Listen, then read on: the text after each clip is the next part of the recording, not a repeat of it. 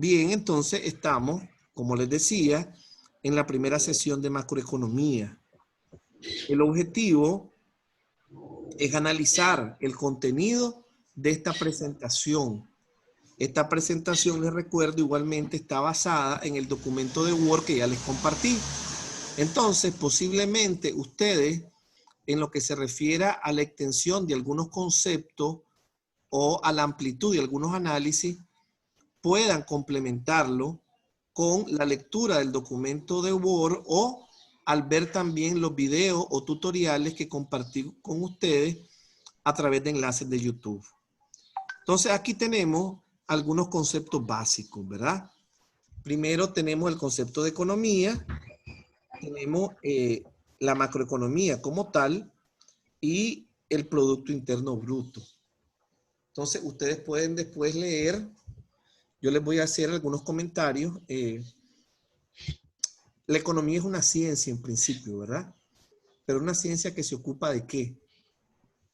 Se ocupa de una actividad muy importante en la sociedad. En este caso, comparto con ustedes, ni siquiera recuerdo si es el que está ahí en la lámina, pero un concepto que se me quedó grabado de mis tiempos de estudiante, cuando yo como ustedes comenzaba a estudiar en la universidad. Mi carrera de base es economía. Bien, entonces, cuando miraba posiblemente principios de economía o economía 1, ni recuerdo cómo se llamaba la clase, pero sí se me quedó el concepto, ¿verdad?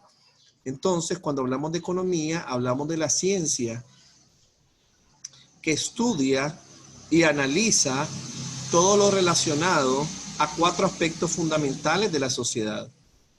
Estos 4 aspectos son los siguientes: producción, distribución, intercambio y consumo. Entonces ya vemos lo amplio que es la economía. Si estamos hablando de aspectos productivos, en el caso nuestro, cuando hablamos de producción, ¿qué viene a nuestra mente, muchachos? En Nicaragua, cuando hablamos de producción, rápidamente. El café. Ajá, café.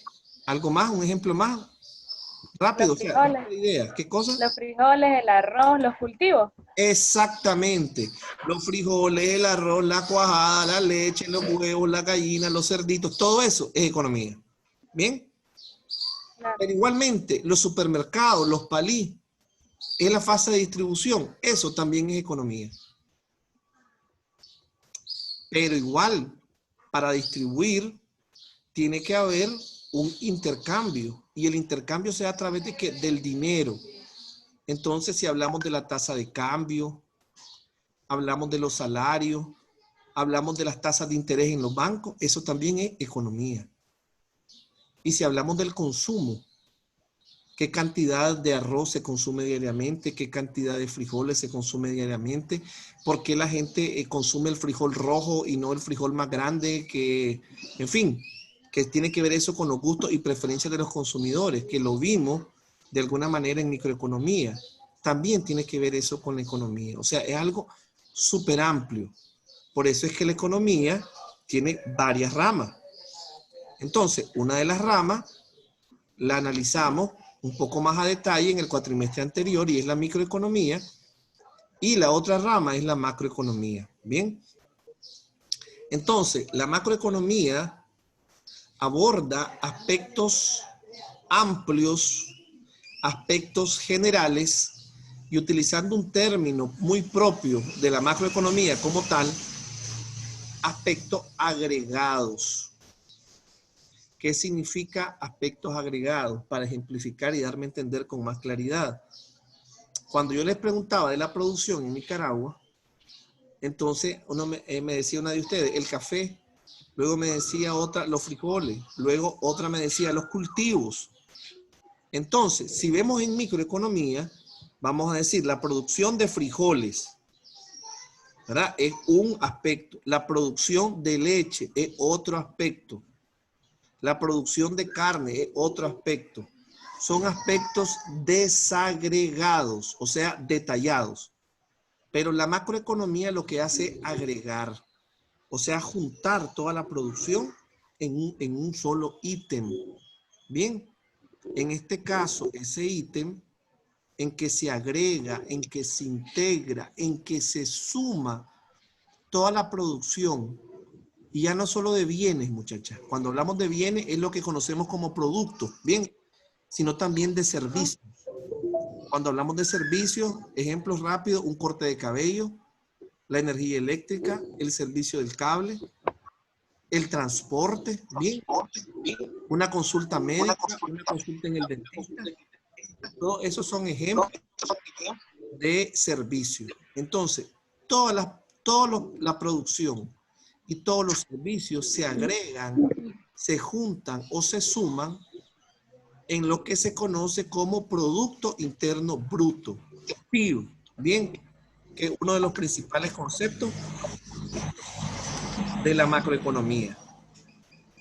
Tenemos algunos otros conceptos, la población económicamente activa, que tiene que ver con las personas que están en edad de trabajar. Generalmente se considera personas de 16 años hacia arriba, ¿verdad? Entonces, aquellas personas que están en edad de trabajar, que están buscando trabajo y que no lo encuentran, es lo que se considera desempleo. Y de ese análisis es que surge la tasa de empleo y la tasa de desempleo en un país. Es también un análisis para medir el grado, digamos, de fortaleza, el grado de sanidad de una economía. Bien, o sea, entre una economía tenga más alto nivel de empleo, obviamente es una economía más fuerte porque hay más gente produciendo, pero igualmente en lo social le da mejor nivel de vida ciudadana. Porque al estar trabajando mayor cantidad de gente tiene ingresos y por lo tanto su nivel de vida mejor, pues tienen un alto nivel de vida. Igualmente están los conceptos de inflación y derivado de la inflación, deflación. La inflación es básicamente, muchachas, el crecimiento de los precios. Quizás posteriormente en las siguientes unidades vamos a ver con detalle. Ahora solo estamos analizando, ¿verdad? O más bien presentando algunos conceptos básicos. Entonces la inflación es lo que tiene que ver con el aumento o incremento de los precios de los bienes, de los productos, de los bienes y servicios. Y la deflación vendría a ser lo contrario. La deflación sería la reducción de los precios. ¿Hasta aquí algún comentario o pregunta? No, Perfecto. vamos bien. Todo claro, profe. Ok. Entonces, un aspecto muy importante de la macroeconomía es cómo se aplica, ¿bien? ¿Para qué sirve? Generalmente, la macroeconomía es aplicada por el gobierno, porque el gobierno es el que administra la cosa pública, o sea, la nación entera. Entonces, es el que administra la economía como tal. En los aspectos microeconómicos tiene tal vez un poquito más, digamos, de relevancia y de protagonismo los empresarios, porque son los dueños de las empresas. Pero a nivel macroeconómico, básicamente es el gobierno que establece que su política macroeconómica. Entonces, es importante que también ustedes comiencen a diferenciar los significados de las palabras. O sea, hay algunas palabras que tienen diversos significados dependiendo del área en que se está utilizando.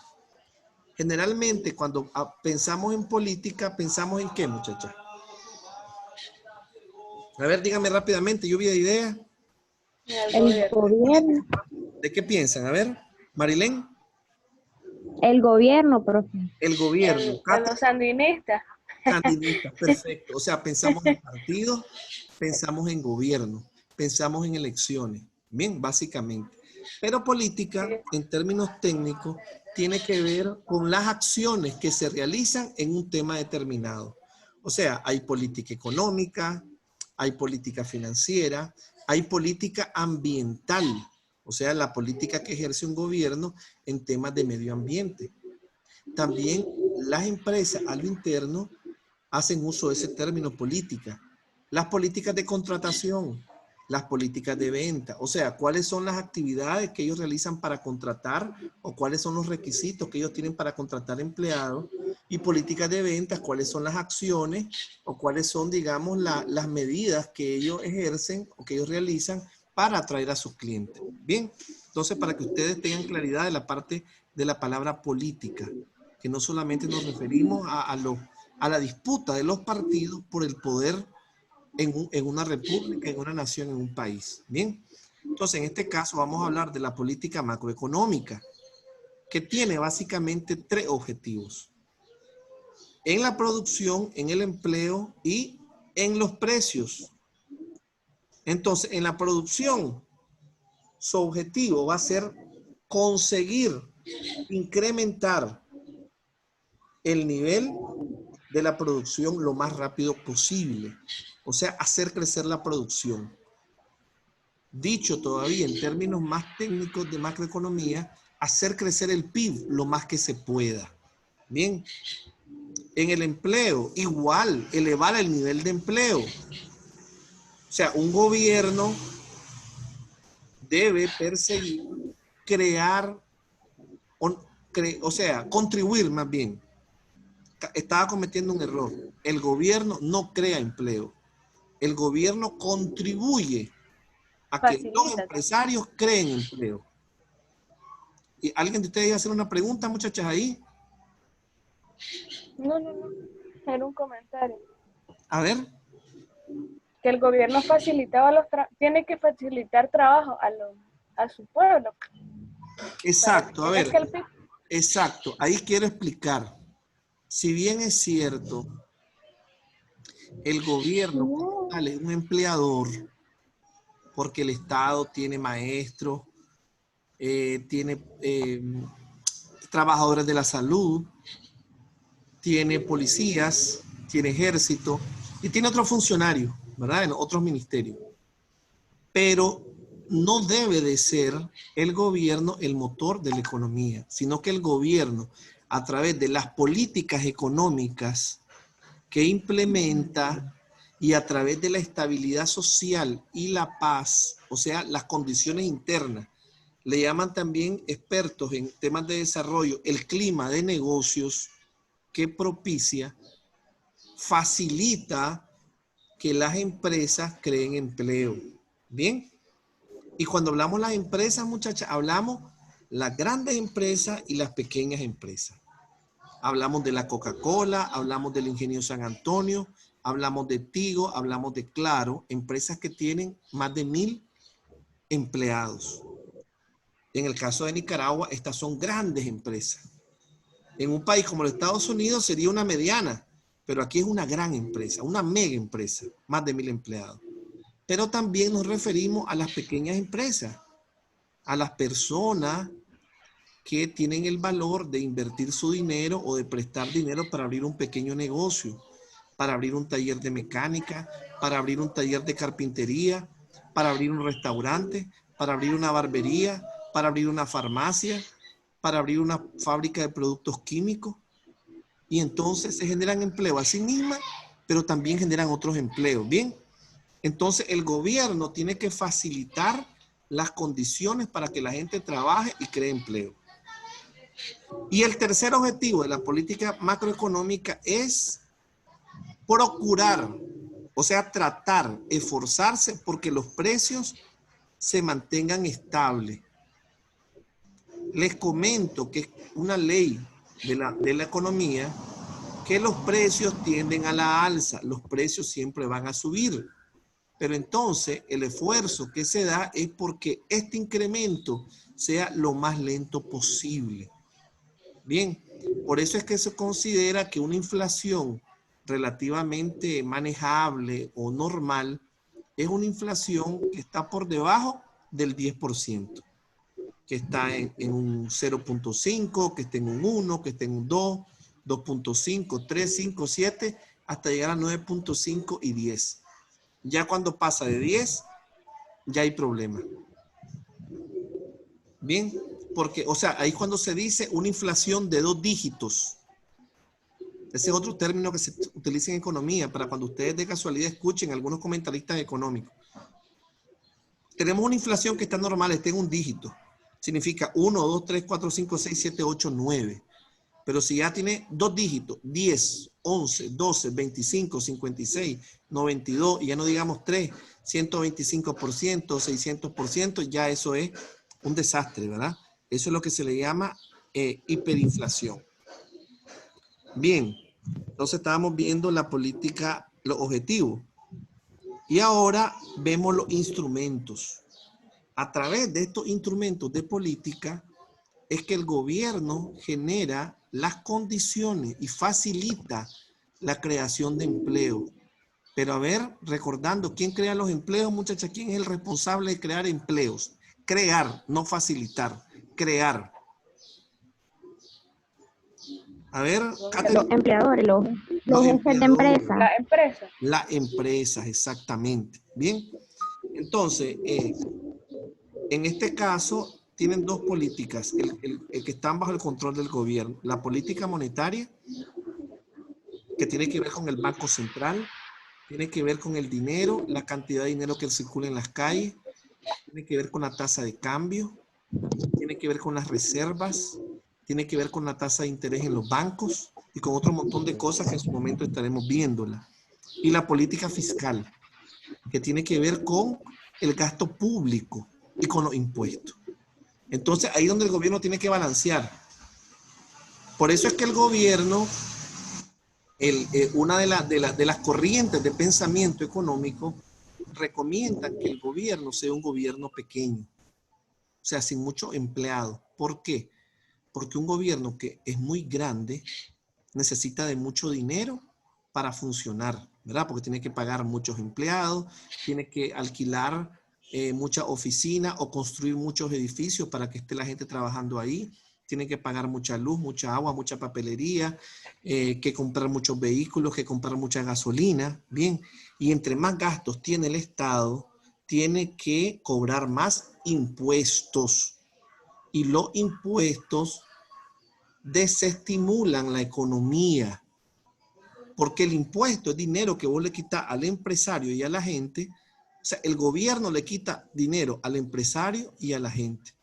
Y ese dinero es dinero que el empresario puede utilizar en invertirlo y la gente lo utiliza en consumirlo. Entonces, entre más impuestos cobra el Estado, hay menos dinero para consumir y menos dinero para invertir. Esto, ¿verdad? A grosso modo. Como yo les decía, poco a poco, conforme investiguemos y analicemos, vamos a ver esto en más detalle. Un comercial. Si se acaba el tiempo, saben que le voy a enviar nuevamente un enlace, pero voy a tratar al menos de terminar la presentación para que salud. Gracias. Entonces, ¿por qué es importante el estudio macroeconómico? Voy a pretender, o sea, más bien voy a leerlo prácticamente literal porque seleccioné esta frase que resume de manera muy exacta.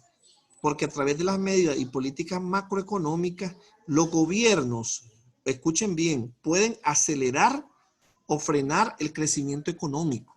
O sea, la macroeconomía, si sabemos utilizarla, nos ayuda a crecer y si la utilizamos más, va a frenar el crecimiento. Y nos permite atenuar los embates de la inflación o del desempleo. O sea, un economista que sepa manejar bien los asuntos económicos puede ayudar a que un gobierno tome las medidas para reducir la inflación. Y la inflación es uno de los azotes más duros para los ciudadanos. ¿Por qué, muchachas? Porque si ustedes ganan 1.000 córdobas o sus padres ganan 1.000 córdobas o 10.000 córdobas, en la medida que suben los precios, esos 10.000 córdobas compran menos. Les explico más rápidamente. Si uno, digamos, el salario, que eso es lo que pasa en la economía deteriorada, los precios suben, pero no suben los salarios, entonces, ¿qué sucede? Vamos al Palí en el mes de enero y compramos una cantidad. En el mes de febrero, con esos 1.000 pesos, compramos menos. En el mes de marzo, con esos 1.000 pesos, compramos menos y así sucesivamente. Por eso es que decimos, ¿verdad?, que los impuestos es uno de los peores castigos que se le pueden aplicar a la ciudadanía. Perdón, la inflación es uno de los peores castigos que se le puede aplicar a la ciudadanía. Luego tenemos un poco sobre la introducción a la oferta y la demanda agregada. En microeconomía vimos la oferta y la demanda, pero como explicaba al principio, en microeconomía la producción o la oferta es de un producto, de frijoles, de queso o de maíz, y la demanda es igualmente de un producto, de frijoles, de queso o de maíz. Pero en macroeconomía la oferta agregada es la oferta de toda la producción de un país y la demanda es la demanda de todos los consumidores en un país. Entonces, eso es a lo que se le llama oferta y demanda agregada. Entonces, con esto me permite con más claridad explicarle la última lámina, que es el enfoque macroeconómico versus el enfoque microeconómico. El enfoque microeconómico es algo particular y específico, como yo les decía. Vamos a analizar la producción de frijol, vamos a analizar la producción de maíz, vamos a analizar la producción de queso. Entonces vamos a analizar, cuando analizamos la producción de frijol, la cantidad producida, el precio que tiene en el mercado, la cantidad que la gente demanda, pero solo específicamente de frijol. Pero el enfoque macroeconómico es el concepto de PIB, Producto Interno Bruto. Significa la suma ya no solamente de frijol, sino de frijol, de arroz, de carne, de queso, de huevo, de maíz, de vegetales, de ropa, de calzado, de transporte, de energía eléctrica, de combustible, de construcción, de todos los productos. Entonces, básicamente, el enfoque microeconómico versus enfoque macroeconómico es confrontar lo particular en el caso de la microeconomía versus lo global en el caso de la macroeconomía. Es confrontar lo específico o detallado en el caso de la microeconomía versus lo amplio, lo total o lo globalizado en el caso de la macroeconomía. Entonces, vamos a ver, vamos a